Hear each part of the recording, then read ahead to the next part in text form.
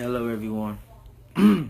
My father, Roosevelt Pettiford, has missed my last 12 birthdays, Christmases, family celebrations, and a time with me because he's in prison for being wrongfully convicted of murder.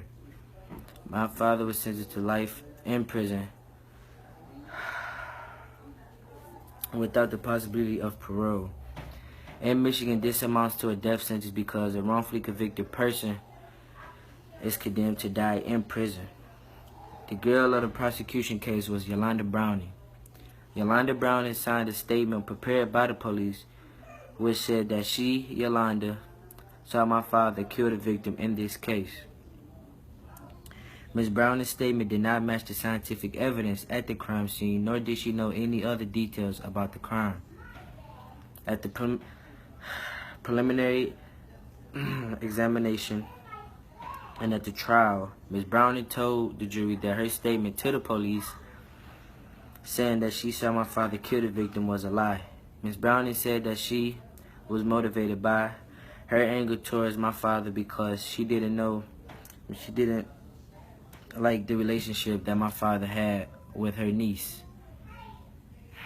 Ms. Browning also said that the victim's cousin, Gerald Mathis, aka Squirrel, paid her to lie and tell the police she saw my father commit the murder.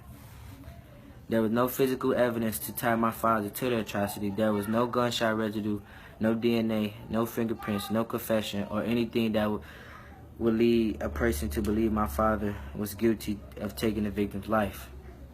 Video of the crime scene showing the victim being killed was turned over to the police by the cashier at the gas station where the shooting occurred. The video was never supplied to my father's defense attorney. Despite a number of requests for the video under the Freedom of Information Act, FOIA, the Detroit Police Department says it cannot locate the video. The eyewitness to the crime gave police a signed statement that said the shooter was short in height and had a ski mask on when he committed the murder. My father is about 6 feet tall. The witness's statement given to the police minutes after the crime occurred matched the physical evidence at the crime scene. Her description of the gun used by the shooter also matched the type of evidence recovered after the murder occurred. Even though she was the person who saw the crime, the witness never testified at my father's trial because Sergeant Gerald Williams told the jury that she gave a bogus address and therefore couldn't be brought to court to give testimony. Sergeant Williams committed perjury when he testified to the jury that the eyewitness gave him a bogus address so he could not find her and have her give testimony at my father's trial. There's documented evidence showing an address that the eyewitness gave the police that was a valid address for her at the time that the crime occurred. Because of the Sergeant Williams' false statement that the witness to the crime gave a bogus address and couldn't be located, he prevented the witness from testifying at my father's trial. Sergeant Williams' false and misleading testimony deprived my father of a fair trial and led to my father being wrongfully convicted and sentenced to prison for life. In the recent show on Crime Watch Daily, Chris Hansen aired an episode about Devontae Sanford. At the age of 14, Devontae was accused and wrongfully convicted of 4 murders. Devontae Sanford spent 8 years in prison for a crime he didn't commit. Convicted hitman Vincent Smothers informed Detroit Police Sergeant Gerald Williams, the same Sergeant Williams that testified in my father Roosevelt Pettiford's case, that he and Ernest Davis were responsible for the Runyon Street homicide that Devontae Sanford was charged with. Smothers told the police that his wife had hid the AK-47 and a .45 caliber handgun in the home in Promenade Street where Davis' cousin lived. The .45 caliber handgun was recovered and determined to be one of the guns used in the Runyon Street murder. Williams didn't question Smothers at length or share with the others that Smothers had confessed about his participation in Runyon Street murders. Sergeant Williams suppressed the evidence that could have freed Devontae Sanford. If Sergeant Williams would have revealed the information that Smothers told him, he could have prevented Devontae Sanford spending 8 years in prison for something he didn't do. Sergeant Williams repeats the behavior he exhibited in the Sanford case and my father's case. Sergeant Williams' failure to make a serious effort to locate eyewitness and then testifying that she gave a bogus address was perjury. It prevented the witness from testifying at my father's trial, and has resulted in my father being sent to prison for life and also missing out on my life growing up. Detroit Police Chief James Craig told the public in the television show Let It Rip that he would assist those wrongfully convicted if they had evidence to prove innocence. He also said he would punish the rogue police officers who are responsible for wrongful convictions. Please help my father, Roosevelt Pettiford, who has been wrongfully convicted because Detroit Police Officer Sergeant Gerald Wallace gave false testimony in his trial. And please share this video to acknowledge the wrongdoing that police is doing nowadays that can hurt the prisoner that they're sending to jail for any amount of time in prison, because don't nobody deserve to be in prison for anything that they didn't commit for however long they was in there for. And my father being in my life only through telephone and prison visits was one of the hardest things I have to do. And me going to go and see my father while he was in the prison was very hard also, because when you go in the prison, you see other prisoners that your dad is in there with, and nobody want their dad to be around those type of guys. My father has been in prison since I was about 4 or 5, and I remember the day that they came into our house and arrested him.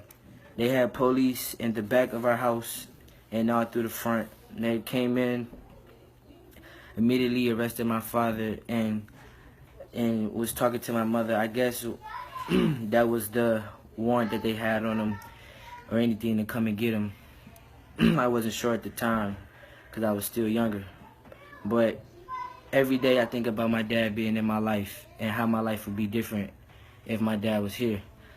Growing up in school, when we always had parent activities and different things to do, my mom always had to come, or a guy that she was dating at the time, or one of my uncles, because my dad was in jail. And me growing up, I would say my dad was out of town, or my dad was on a job somewhere, or him and my mom just really not on good terms. I would always come up with an excuse. Growing up, I had to get counselors to manage my anger management because the hurt that I was feeling of my dad not being there in my life, and me being jealous of my little brother who has his dad. Even though my little brother have his dad and his dad looks out for me, it's still not the same with me having my own dad being there for me in all my hard times or when I needed him the most. My dad tries to be there for me and has showed that he have changed from the person he was before. My dad has told me that he have done things in his life that he regretted, but not this is the thing that he has sinned, that he has paid for something he didn't sin to do. My dad has always talked to me about God, and me growing up, I would always say, if God was so good, then how my dad is not here with me today, and how my dad is, and how God has my dad in that place away from me. My dad says because God worked in mysterious ways. So I always have to be grateful of what I have now, which is my mom. I still have my mom, even though my dad is not here physically.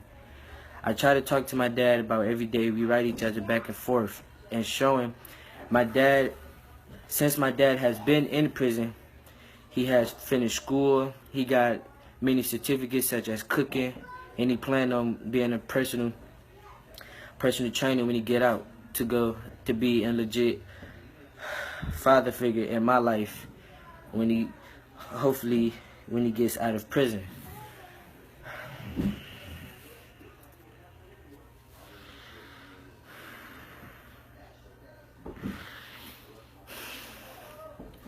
Please, if anyone have any information about being in my father's case or can lead my dad of being out of jail, please come forward and let us know. My dad has spent over a decade of his life in jail for a crime he did not commit. And everybody have their sins or the things that they did in life, but my dad did not deserve to be away from all of his kids. I am not the only kid that my dad has. I am the middle child. My dad had 4 boys and 4 girls.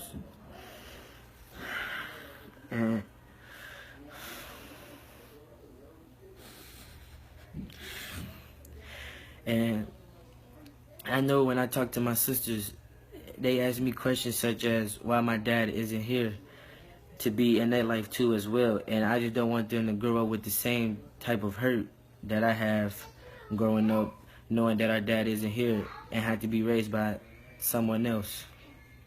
So please not let my dad be away from us anymore soon.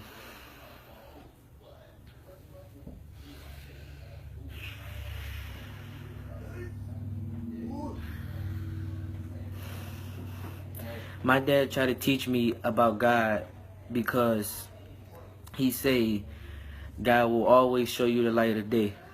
This shirt I have on here was from 2 years ago, where it say March 21st, 2015, when I got to spend one day with my dad and we did fun activities as if he was out of jail. And on the shirt it says "Feed my pops" and my left hand man's close to my heart and different things like that. So my dad do believe in God and do believe that the good always comes in a bad situation. This here is a situation where an officer did not do their job correctly and my dad had paid the price for it. So please, please, please, if you see this video, to share it, like it, comment, or to try to give any information you know about my dad's case or any detail that can help us out about getting my dad out of jail. Please and thank you.